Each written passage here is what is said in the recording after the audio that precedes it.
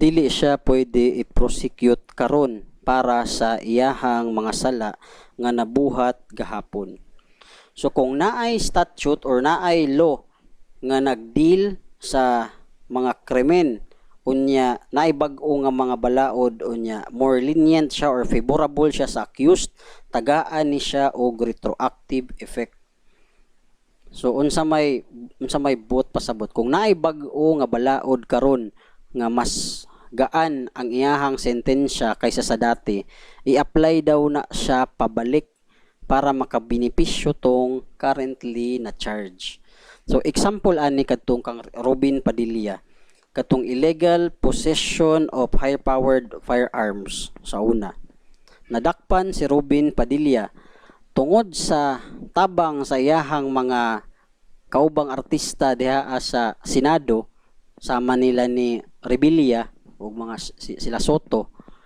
So naghimo og balaod nga nagpagaan sa sentensya sa mga krime sa illegal possession of firearms.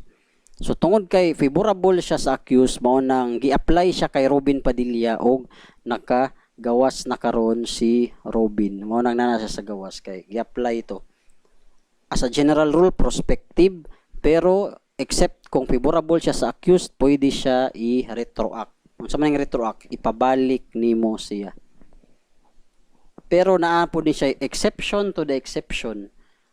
Kung usa ka offender habitual criminal, so dili na siya dapat tagaan og leniency, di siya tagaan og kining pabor nga i-retroact sa iyaha, kay kung imuha pa ng pagawson, maghimo pa na siya og laing krimen nasad. So klaro naman nga si mao gid na siya basta makagawas, makasala gyud, makapangawat, makapang robbery, makapatay. So dili na dapat i-apply sa iyaha. Sunod pod, exception to the exception. Kung ang bag-o nga balaod ni ingon nga dili ni siya tagaan og retroactive application. So mao na siya.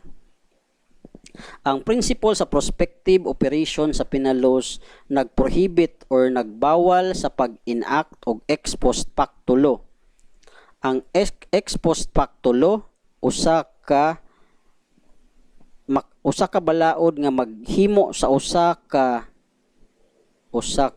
binuhatan nga nagdeclare sa iyang krimen, bisan pa wala pa napas ang balaod og inosente pa siya ato nga time nga nabuhat niya ang maong buhat, or kadtong makapabug-at sa usa ka krimen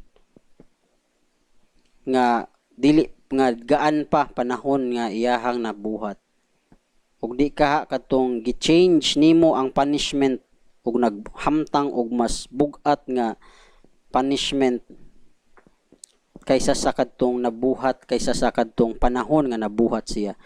Kung ang sala gahapon was ang penalty na po lang kaadlaw nga preso, pero karon gihimo siyang gipabug-at siya kay daghanay nakasala, gihimo ng 50 ka kuan, gihimo ng 50 ka adlaw.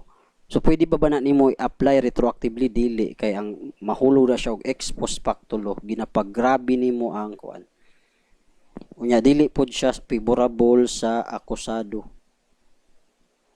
So ang Supreme Court naghatag pod og laing mga lista sama sa kadtong that which assume to regulate civil rights and remedies only, but in effect imposes penalty of deprivation of a right which when done was lawful. Sa karon lawful pa, pero pagka ugma kuan na di na siya lawful.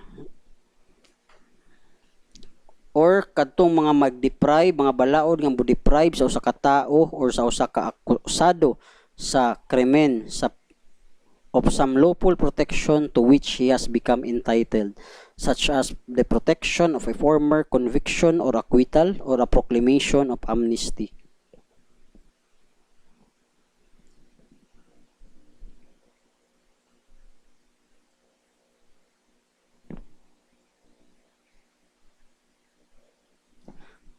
Construction of penal laws. Unsa may buot pasabot aning construction of criminal laws?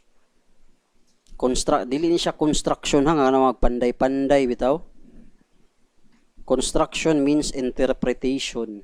interpretation of penal laws. Ingon diri, penal laws are strictly construed against the state and liberally in favor of the accused. If there is a conflict between the Spanish text and the English text, the Spanish text prevails. So unsa may buot pasabot ani? Ingon diri nga ang balaod kay tungod man kinsa may nagbuhat sa balaod ang gobyerno. So kung naa may doubt diha sa gipanday nga balaod, dapat favorable siya sa accused dili sa state tungod kay siya man ang nagbuhat ana. Dili man ang akusado. So dapat lang na kanang liberal or dili kayo stricto ang pag-interpret para sa akusado. So kung naay, di ba niingon ko ganina na ang atoang kasagaran penal gikapi sa Spanish law. So kung na daw conflict between sa interpretation sa Spanish law o sa kining English nga translation, ang masunod ang Spanish law. Diha sa interpretation sa atoang balaod natay gitawag nga pro reo principle. Ingon diha sa pro reo principle or doctrine, when there is doubt about the meaning or application or interpretation of a penal law and the doubt admits two interpretation, one which is lenient to the offender and the other one is favorable to him, then the interpretation which is favorable to the accused should be applied.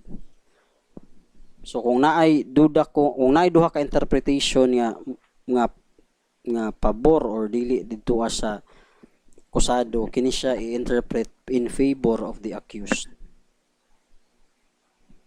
Napud tay gitawag nga diri sa pro reo principle, ingon diri nga in dubio pro reo, in doubt, in case of doubt daw kuno, you acquit. When in doubt, rule for the accused. Kini siya nga principle is pinasubay ni siya sa constitutional guarantee nga ang akusado i-presume nga innocent unless and until his guilt is established beyond reasonable doubt. So the presumption of innocence. So naapod tayo gitawag nga principle of lenity. Sa maning principle of lenity, halos pare-pareho or in connection pud ni siya didto sa in dubio pro reo principle. The rule applies when the court is faced with two possible interpretation of penal statute, one that is prejudicial or dili favorable sa akusado and another one is favorable to him. The rule calls for the adoption of the interpretation which is more lenient to the accused. So principle of lenity, lenient, which means relax. Napod tay principle of presumption of innocence. The defendant faces the full panoply of state authority with all the people of the Philippines arrayed against him. In a manner of speaking, he goes to bat with all these bases loaded.